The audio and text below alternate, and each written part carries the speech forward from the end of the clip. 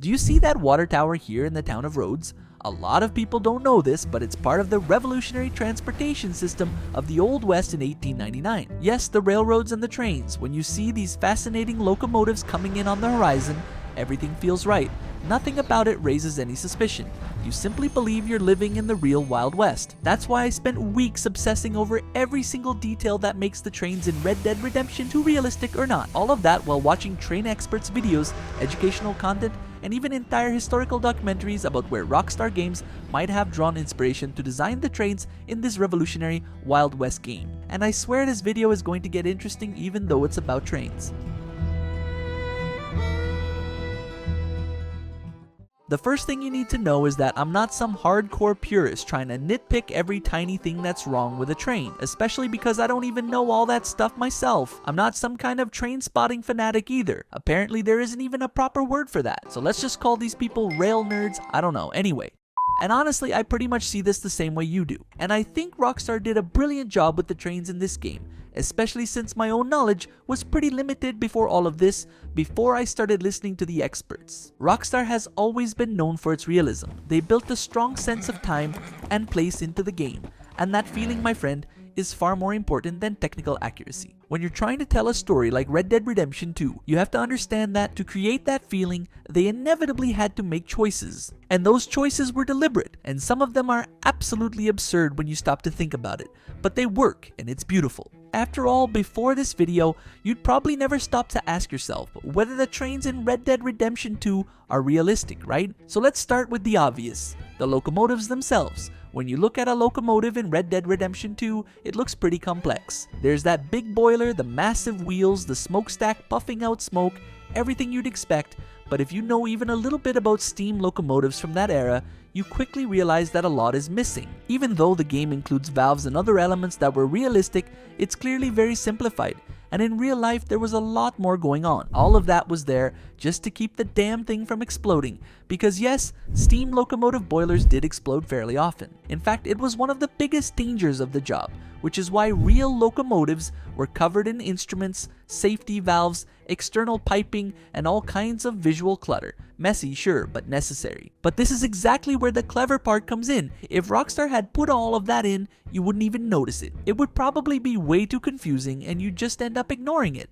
So they simplified it. Like everything else in the world of Rockstar games, they kept only what works to look convincing, to sell us on the idea that this really is Rockstar's version of the Old West. And honestly, it works, because when you're robbing that train, doing a mission where you have to jump onto a moving train, or even driving one yourself, the first thing that's gonna cross your mind isn't, where are the pressure gauges? You're thinking, damn, I'm driving a train. That's what's going through your head. But hold on to that thought, because we're going to come back to this idea of simplification in the world of Red Dead Redemption 2. Rockstar decided that trains are operated by just one person, which is honestly a real shame. You've got a lone engineer there controlling a steam locomotive that weighs several tons, while taking on a bunch of roles that back then were actually split between different people. The most common setup at the time was an engineer and a fireman. The fireman was responsible for keeping the boiler running, so the train had enough power for the engineer to operate it. What's funny is that Rockstar kind of flipped the roles. In Red Dead Redemption 2, we only have the engineer, while in Red Dead Redemption 1, we only had the fireman. They basically forgot to include both at the same time. But again, in the broader context of the game, this was just a sacrifice of realism for the sake of gameplay, and we're going to see this kind of choice a lot as the video goes on. Now, since we're already looking at the locomotive, there's one thing that bothers every train expert I talk to who has seen Red Dead Redemption 2. It's something that 99% of people have never noticed. Yes, the tender. And no, it's not just that car right behind the locomotive. In real life, the tender is crucial. That's where the water is stored. A lot of water, along with the fuel. And honestly, water was even more important than coal. Much more so, because water is what actually creates the steam. And without steam, you weren't going anywhere. A typical tender from that era carried around 10,000 liters of water, sometimes even more. But here in Red Dead Redemption 2, it's basically just a pile of coal. Just coal. You can even see the coal stacked there, every piece nicely detailed. But the water simply doesn't exist. You can tell that the whole structure and the way this was designed was made purely to hold the coal, and Rockstar's train designers left out the water component, which was absolutely indispensable for locomotives of that era, because in practice these engines would have needed to refill water almost constantly, every 100 to 150 kilometers at most. That water had to be replenished. The game even includes these structures if you pay attention to the water towers along the tracks. All of this was supposed to be functional. Those tanks were meant to pour water into the tenders, specifically to refill them. Those tall wooden towers with the hanging spout, they're in the game. They're there, fully modeled, textured, carefully thought out by the artists and placed in the correct locations, but they're completely useless in gameplay because not only is there no space to store water, it's also never used at all, which makes sense since stopping to refill water would be pretty boring. And do you know how many times you see a train stop to refill water? Zero, never. The trains just keep running 24 hours a day without stopping, as if water were an optional concept back then. In real life, that absolutely wouldn't work. That locomotive would run dry in a matter of hours and turn into a big, useless chunk of iron sitting in the middle of the tracks. First, let's get everyone on the same page about how a steam locomotive actually worked. Back then, the concept was pretty simple, honestly, but the execution was insanely complex. You burned coal in a massive furnace called the firebox. That heat warmed the water in a huge boiler, turning it into steam under extremely high pressure. That steam is then routed into cylinders, where it pushes pistons back and forth. Those pistons are connected to the wheels through connecting rods, those metal bars you see moving underneath the train. So basically, coal turns into heat, heat turns into steam, and steam turns into motion. And for all of this to work, you had to maintain that balance, which could be pretty delicate back then. If you had too much water, you'd lose pressure and the locomotive would lose speed. Too little water and the boiler could explode. Poorly distributed coal meant wasted fuel. Too much pressure and the safety valves would just vent steam, or worse, they'd fail. And then yeah, you'd be holding a several-ton bomb in your hands. That's why there were always two people there, one to control the train and the other to keep that furnace running in a careful, balanced way. And if you're enjoying this deep dive into trains in Red Dead Redemption 2, I'd really appreciate it if you didn't forget to subscribe to the channel. A lot of people watch the videos and end up not subscribing. So go ahead, I'm waiting. Help us out, hit that subscribe button. We're aiming to reach 50,000 subscribers. Back to the video, there's a visual detail everyone loves about the trains in Red Dead Redemption 2. The black smoke. Yes, that thick, dark, dramatic black smoke rising from the smokestack. It's beautiful, cinematic, and everyone loves it. And the first thing that catches your eye on the train is exactly that. But this is also a bit off in the game. Usually black smoke in a steam locomotive meant just one thing: inefficient combustion. The coal isn't burning properly, it's wasting fuel and creating unnecessary pollution. And sure, back then people didn't really care about pollution, but black smoke was often seen as a sign of amateur operation by the railroad owners or laziness or poorly maintained equipment. Railroad companies hated it because on top of wasting coal, which was expensive, it also drew negative attention. Entire towns would complain when a train produced too much black smoke. In Red Dead Redemption 2 though, it's fully cinematic because black smoke looks more dramatic. It feels closer to those old Western movies we're used to, and visually, it's far more striking. You can see that column of dark smoke from miles away and immediately know there's a train there.